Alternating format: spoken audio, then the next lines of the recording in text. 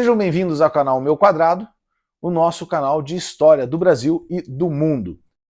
E hoje nós temos mais uma aula especial, dessa vez falando sobre o conteúdo do primeiro ano do ensino médio, primeiro bimestre.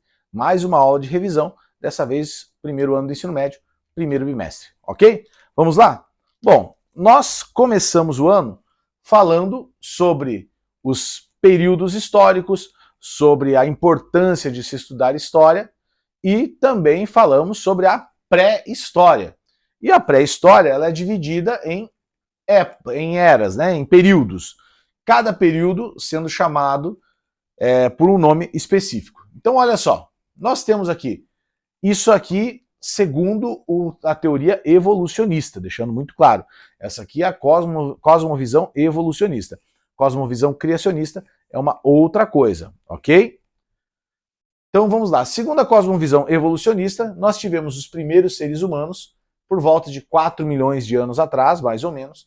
Depois nós tivemos a chamada Idade da Pedra, que é o período paleolítico, cerca de 2,5 milhões de anos atrás. Nesse período nós vamos ter os primeiros instrumentos de caça feitos em madeira, osso ou pedra lascada. Então vamos ver, paleolítico é o período da pedra lascada. Logo depois do período paleolítico, nós vamos ter o chamado período neolítico.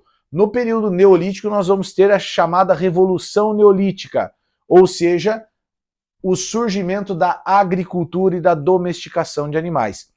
É a agricultura que vai proporcionar ao ser humano a possibilidade de se sedentarizar, ou seja, de parar de ser nômade, de ficar, não mais ficar se mudando de um lugar para o outro, mas fixar a residência em um só lugar. É a chamada Revolução Neolítica, aqui no período Neolítico, que é o período da pedra polida, que teria começado há mais ou menos 10 mil anos antes de Cristo, tá? Aí nós entramos então na Idade dos Metais, que vai ser a idade do cobre, do bronze, do ferro, e nós vamos ter também a chamada Revolução Urbana, que surgem as primeiras cidades por volta de 6 mil anos atrás. É nessa idade dos metais, então, que o ser humano começa a trabalhar os metais. Vai deixar um pouquinho de fazer seus utensílios de pedra e vai começar a trabalhar com metais, beleza? E, finalmente, há mais ou menos 4 mil anos antes de Cristo, nós vamos ter a invenção da escrita, e aí nós vamos ter cidades desenvolvidas e vamos ter comércio. Lembrando que, para a nossa periodização histórica, 4 mil anos antes de Cristo, a escrita marca o fim da pré-história e o início da história, ok? Então vamos lembrar disso, a pré-história termina justamente com a invenção da escrita, o marco que dá início ao período da história propriamente dita.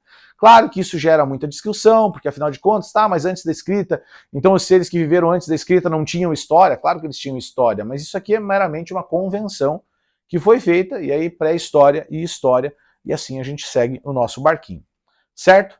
Então vamos lá. Onde foi que os seres humanos se estabeleceram, se sedentarizaram? Nessa região aqui, que a gente vai chamar de crescente fértil. Por quê? Porque ele tem o formato de uma lua crescente, e ele vai aqui desde o Nilo, onde nós vamos ter a sociedade egípcia, até aqui as margens do rio Tigres e do rio Tigre e do rio Eufrates, onde nós teremos então a região da Mesopotâmia. Então é nessa região aqui que nós teremos a formação do reino da Babilônia, a formação do reino assírio, e aqui nós vamos ter então o reino egípcio, ok? Lembrando que os assírios e os babilônios vão se revezar aqui durante a maior parte do tempo no domínio dessa região chamada de região mesopotâmica, tá?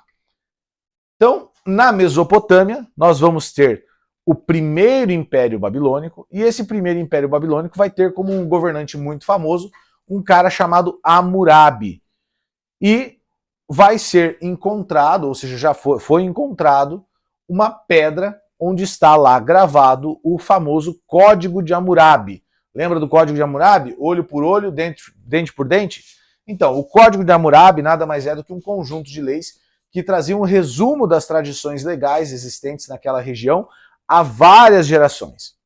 tendo como base a punição para determinadas condutas do povo. Não foi o Hammurabi que inventou as leis, mas ele sintetiza essas leis, certo? E elas vão ficar conhecidas, então, popularmente como Código de Hammurabi. Lembrando que essa pedra foi escrita em língua cuneiforme, ou seja, em escrita cuneiforme, tá? Cuneiforme, esse nome cuneiforme é porque vem da palavra cunha. Os caracteres utilizados ali lembram o formato de cunhas, beleza?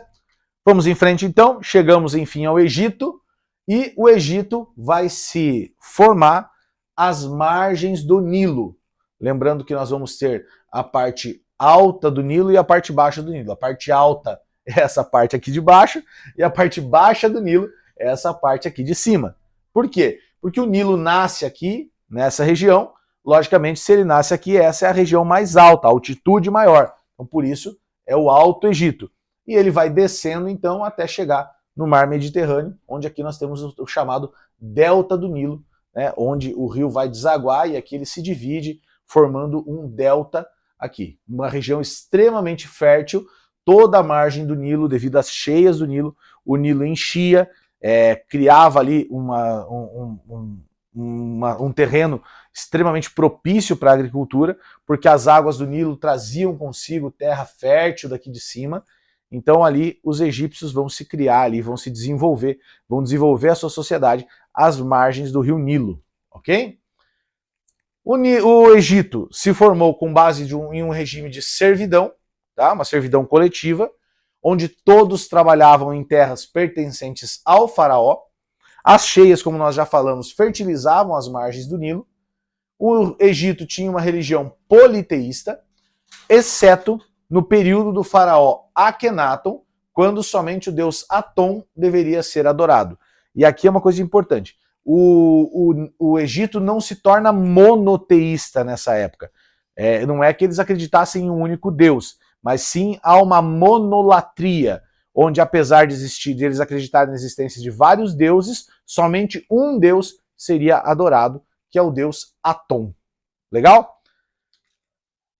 Vamos adiante então? Vamos falar um pouquinho da Fenícia?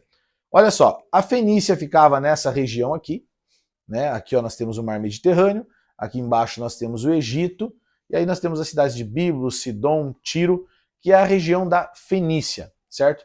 E essas partes em vermelho aqui são as rotas comerciais daquela época, que a Fenícia vai se especializar no comércio. A Fenícia vai colocar aí todo o seu empenho em ser comerciante. Vejam que a Fenícia está aqui às margens do Mar Mediterrâneo, então eles vão dominar essa questão da navegação na época, e são os fenícios que vão criar o alfabeto que nós conhecemos hoje em dia, tá? Dá uma olhadinha aqui, ó.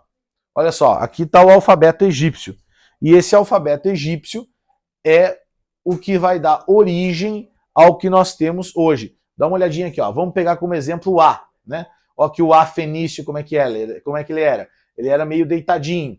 Esse A fenício vai ser colocado em pé depois no grego clássico.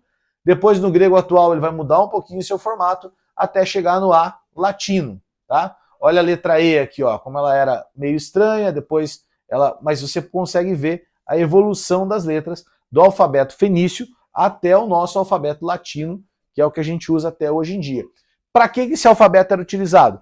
Para registrar atividades comerciais. Então, o alfabeto ele surge da necessidade das pessoas registrarem as suas compras e vendas. Na verdade, tanto a escrita quanto o alfabeto fenício vão surgir da necessidade das pessoas registrarem a sua contabilidade, né? Fazer os seus registros comerciais, fazer ali os seus contratos e tudo mais. E é ali que surge, então, a escrita e o alfabeto. Certo, galera? Estamos resolvidos, então? Essa foi uma breve revisão do conteúdo do primeiro bimestre do primeiro ano do ensino médio. Espero que seja útil para vocês. Lembrem-se, isso aqui é só um pequeno resumo. O ideal agora é que você pegue esse conteúdo, vá para o seu livro, vá para a sua apostila e lá, então, você se debruce para relembrar aquilo que você estudou nesse primeiro bimestre. Ok? Nos vemos no nosso próximo conteúdo. Um forte abraço e até mais.